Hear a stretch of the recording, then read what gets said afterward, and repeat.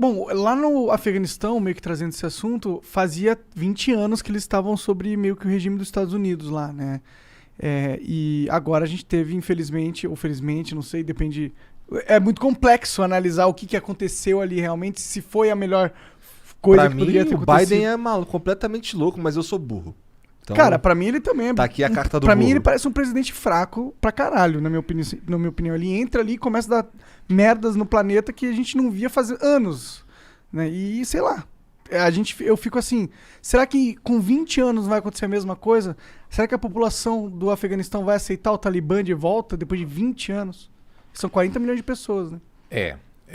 Olha, eu acho que tem dois aspectos que são importantes para a gente lembrar na hora de falar sobre o Afeganistão. O primeiro é que o Afeganistão é muito pobre e tem uma população, eu acho que quase 75% da população vive em partes rurais. Então, quem governa Cabul não controla o resto do país.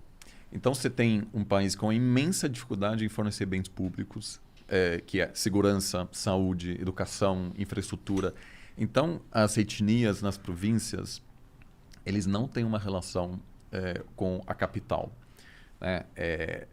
E segundo, é um país numa região super estratégica. Na Ásia Central, há séculos, na verdade, havia interesse das grandes potências em controlar essa região.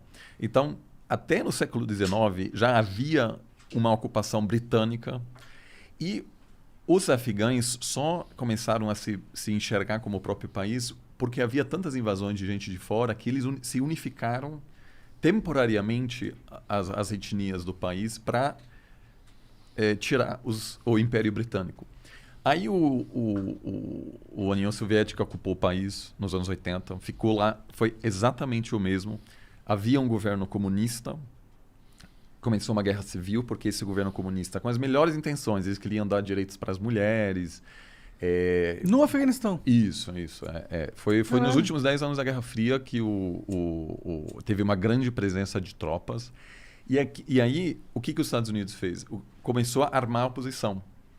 Então, você teve uma guerra civil com armamentos de um lado chegando da Rússia e do outro lado dos Estados Unidos. Então, esse país, por causa dessas interferências contínuas, tem vivido guerras há décadas. E aí os russos, em algum momento, se retiraram e quem ficou foram grupos que receberam por anos bastante apoio dos Estados Unidos. E o Talibã acabou se consolidando no poder, mas mesmo nessa época não controlou todas as províncias. Tanto que em uma das províncias quem se instalou foi a Al-Qaeda, que é um movimento muito mais radical do que o Talibã.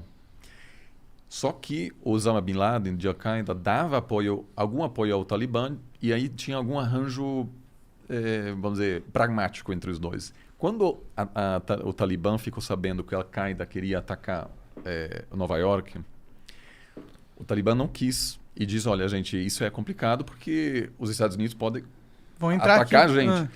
Só que aí o cálculo do Talibã foi que era mais perigoso confrontar Osama Bin Laden do que os Estados Unidos. Caralho. Porque havia algum cálculo... mas na verdade até acertaram, porque esses líderes estão vivos hoje. Da Al-Qaeda?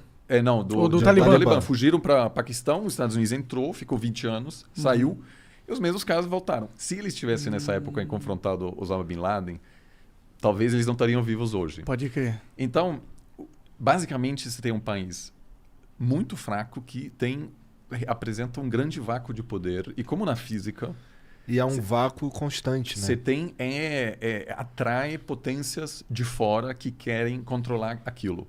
Só que é muito fácil ocupar o Afeganistão rapidamente, vencer quem está em Cabul, mas é muito difícil governar, porque até o governo controlado pelos Estados Unidos durante os últimos 20 anos teve o mesmo drama que todos os governos dos últimos séculos em Cabul tinham, de que esse país é vasto, tem poucos recursos econômicos.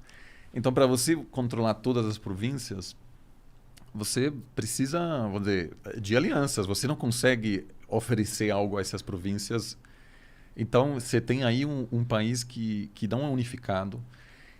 E agora, o governo americano basicamente percebeu que não havia mais apoio público para manter uma ocupação militar por mais de 2 décadas. Ad eterno, né? Então, o Biden ele é fraco, mais ou menos, porque a decisão de sair de lá é a decisão correta, porque não tem como ocupar um país eternamente. Quando os americanos ocuparam a Alemanha, depois da Segunda Guerra Mundial, ficaram menos de 10 anos. Tudo bem, até hoje tem bases militares, mas eles meio que devolveram o poder político aos alemães. E a Alemanha conseguiu se organizar. O Japão, a mesma coisa. Ocuparam o Japão e conseguiram transformar o Japão num país democrático. Mas no Iraque não deu certo. No Afeganistão não deu certo. No Haiti, por exemplo, houve várias invasões, nunca deu certo.